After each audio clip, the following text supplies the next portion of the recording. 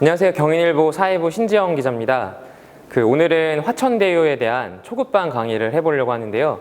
화천대유 대장동 의혹 사건이 대한민국을 휩쓴 지가 한 달이 됐는데 이 사건은 취재기자 말고는 이해하는 사람이 없다고 말할 정도로 굉장히 난해한 사건입니다. 경기도 국감을 앞두고 화천대유를 정리하는, 대장동 의혹을 정리하는 강의를 한번 마련해 봤습니다.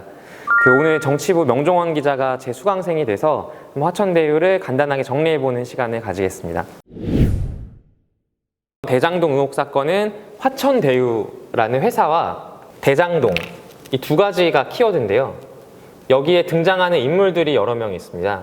우리가 꼭 알아야 되는 인물이 지금 신문 지상에 많이 나오는 김만배 전 경제지 기자, 그다음에 남욱 변호사, 정영학 회계사, 유동규, 전직 공무원, 이재명의 측근이라고 말하는 이 4명의 인물들이 핵심이고, 우선 화천대유와 대장동에 대한 얼개를 설명한 다음에 각 인물들이 이 사건에 어떻게 얽혀 있는지에 대해서 설명을 할게요.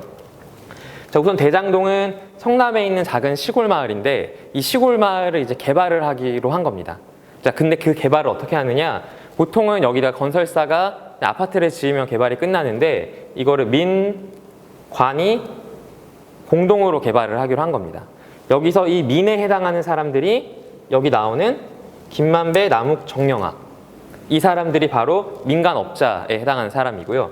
관에 해당하는 사람이 지금 구속돼 있는 이재명의 측근이라고 말을 하는 유동규입니다.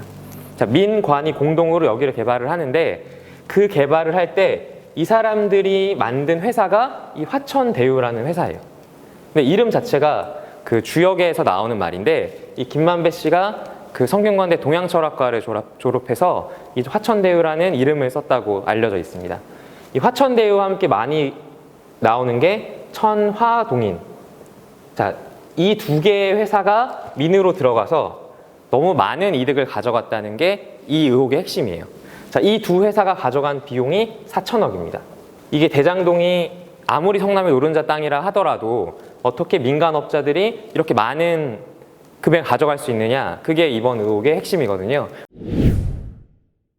민관 공동개발을 하자고 주장하는 사람이 바로 이재명 민주당 대선 후보입니다. 당시에는 이제 성남시장이었죠. 여기 말하는 관은 성남도시개발공사라는 기관이 있어요. 성남시에서 도시개발을 전담하는 기관이 있었던 거죠. 성남도시개발공사가 이 당시엔 돈이 많이 없어서 이 대장동이라는 노른자 땅을 개발할 수 있는 힘이 없었던 거예요. 이 대장동 땅이 땅만 사들이는데 1조 2천억 정도가 든다고 했던 땅이었었거든요. 근데 성남도시개발공사가 2015년 당시에 가지고 있던 돈이 50억에 불과했습니다. 그래서 관이 들어가되 민간으로부터 돈을 끌어와서 여기를 개발하자는 아이디어가 이 민관 공동개발인 거예요. 근데 성남도시개발은 당시에 이재명 성남시장이 이쯤 해서 만든 거예요? 아니면 원래부터 있었는데 이걸 활용한 거예요? 이게 원래 성남시설관리공단이라는 데가 있었는데 그것을 대장동 사업을 위해서 성남도시개발공사로 더 디벨롭해서 키운 거죠. 그 기관 자체를 개편을 해서. 그러면 민관 공동개발은 성남도시개발공사가 돈이 없었다는 것이 이유가 하나가 있고, 두 번째가 더 중요합니다. 이익 환수. 여기서 분명히 많은 돈이 나올 건데 이 돈을 관이 갖고 오고 싶은 거예요. 공공이. 실제로 돈을 가지고 왔어요. 그 이익의 총합이 5,500억입니다. 5,503억 원 실제로.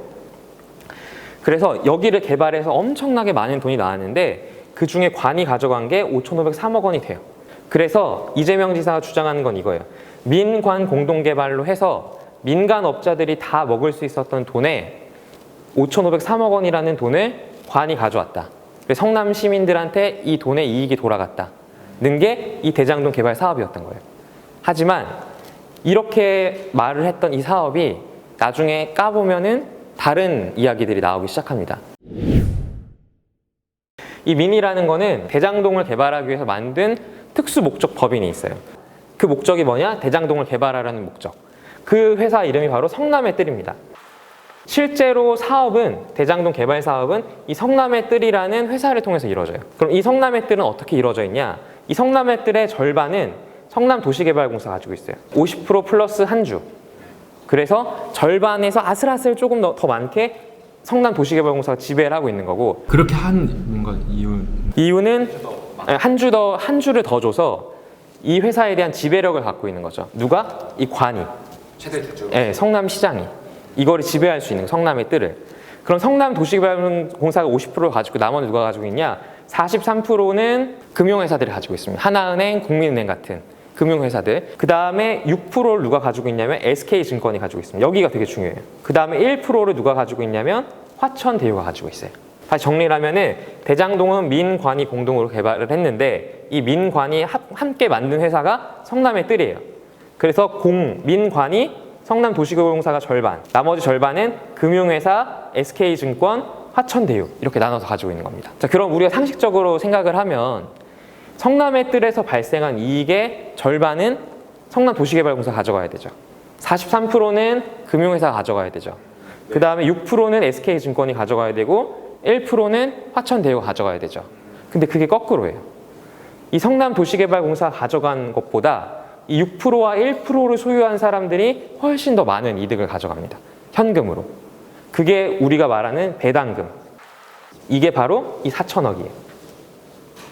그럼 어떻게 이게 이루어질 수 있었느냐를 이제 살펴봐야 되는 거죠. 그러면은 화천대유는 여기 있는 회사잖아요. 이거는 무슨 회사냐면 성남의 뜰의 자산을 관리하는 회사예요.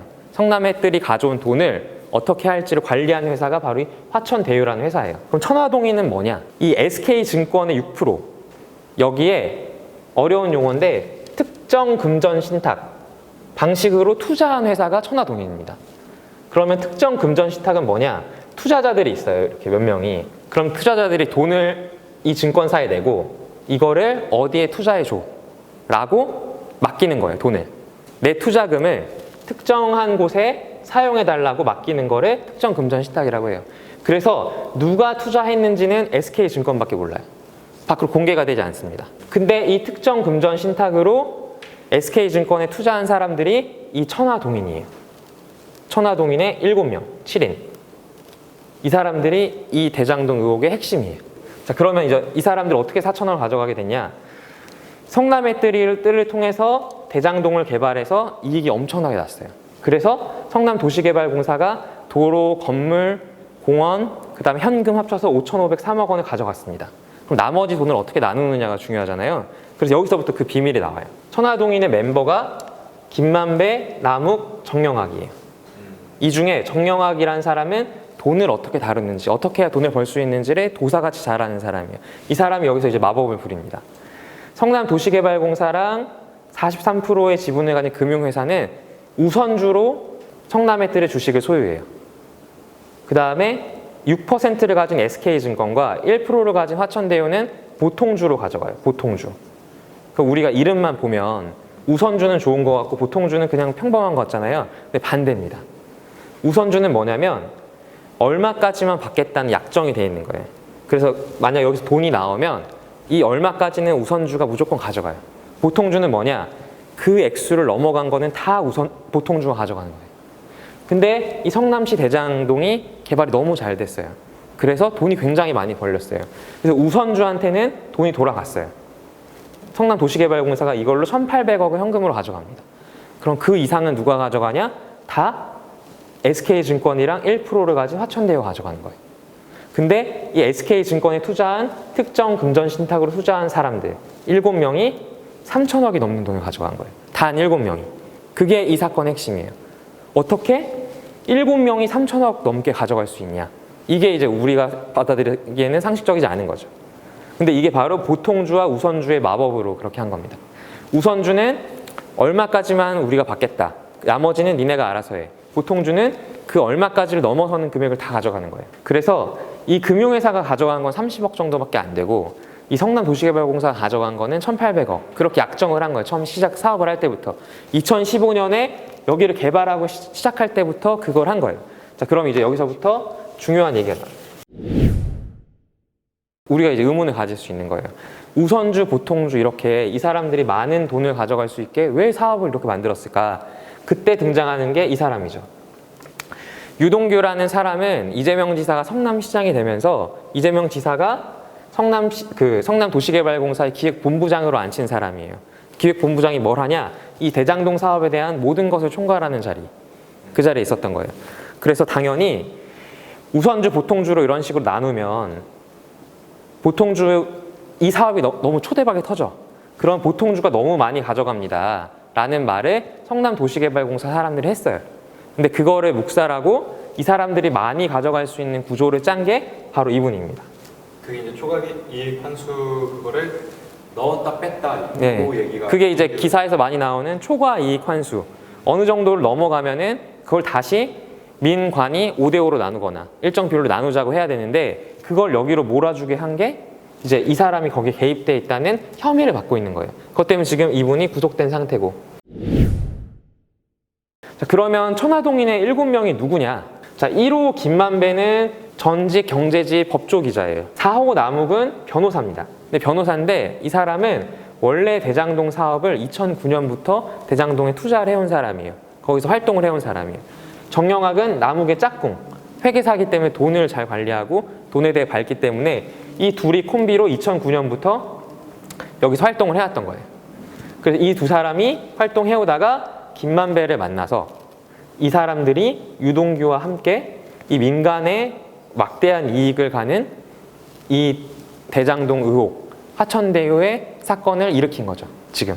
남은 3명이 궁금합니다. 4명이. 남은 3명? 네. 2호, 3호는 김만배의 부인과 누나. 6호는 또 다른 변호사가 한 명이 더 있어요. 이름은 뭐 밝혀지지? 네, 정민용이라고 변호사가 한 명 더 있고 7호는 역시 전 방송사 기자, 법조 기자, 김만배 후배. 그래서 총 7명이에요. 그러면 n분의 1이에요. 저 7명. 아니 달라요. 1번이 가져간 게 1200억, 4번이 가져간 게 1000억, 6번이 가져간 게 600억. 나머지는 100억 정도. 나머지 작고 100억이 작은 돈은 아닌데 여기서 봤을 때는 굉장히 작고. 그래서 하나 더 말하면 김만배가 1200억을 왜 가져갔을까? 그래서 천화동인 1호 실소유주가 따로 있는 거 아니냐는 뉴스가 그래서 나오는 거예요.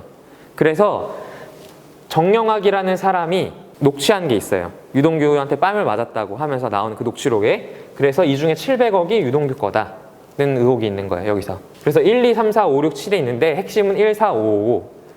그 중에 1호가 소유한 1200억의 주인이 따로 있다는 얘기가 지금 기사에서 많이 나오고 있는 거예요.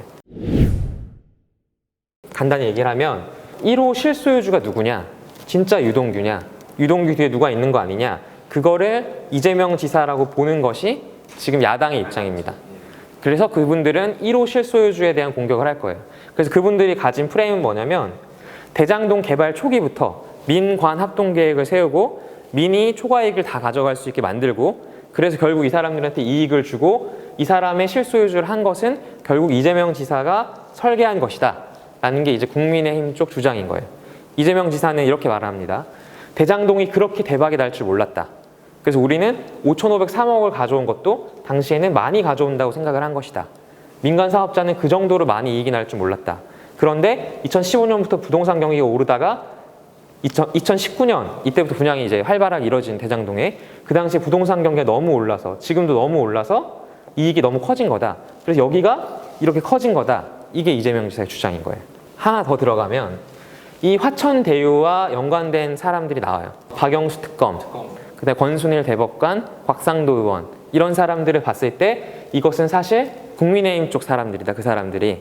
그래서 그 사람들이 연관돼 있기 때문에 나랑은 관련이 없다. 이게 이제 그게 국민의힘 게이트 그 말이 나오는 거예요, 거기서. 근데 그거와 별개로 하나 더 말할 수 있는 거는 이 민관 합동 개발이라는 게 과연 좋은 것이냐 이제 그 문제도 또 다른 문제로 남아 있죠. 이재명 지사의 논리는 간단해요. 일단 유동규가 이런 잘못을 한 건 본인이 몰랐다. 그리고 민관 합동 개발이라는 거는 어쨌든 성남시가 5,500억을 갖고 왔으니 좋은 것이다. 하지만 갑자기 부동산 시세가 올라서 민이 가져간 이익이 너무 많아졌을 뿐 이 사업 자체가 잘못된 것은 아니다. 이게 이재명 지사가 주장하는 큰 틀이에요. 그 안에서 개인의 일탈이 있었을 뿐이다. 개인 일탈이 있었고 5,500억을 성남시가 가져온 것만으로도 이건 충분히 훌륭한 사업이다 라고 주장하는 거죠. 오늘은 일단 화천대유 사건이 무엇인지 그리고 지금까지 보도된 내용을 토대로 해서 이제 그 사건에 대해 설명을 해드린 거고요. 국감에 있는 3분의 2 의원이 행정안전위원회 의원의 3분의 2가 민주당 소속이에요. 그래서 아마 이재명 지사한테 발언 기회를 많이 줄 겁니다. 그래서 이재명 지사가 과연 이 의혹에 대해서 어떤 식의 답변을 내놓는지 그래서 본인이 가진 신념과 그 정책에 대한 추진 방향이 무엇이었는지 그것을 유의 있게 보시면 좋을 것 같고요. 그 국감장에서 국민의힘이 지금까지 공개되지 않았던 증거를 내놓을 수도 있거든요. 그런 부분들이 나온다면은 그것 또한 추후에 저희가 보도하겠습니다. 지금까지 그 경인일보 사회부 신지영이었습니다. 정치부 명종원이었습니다.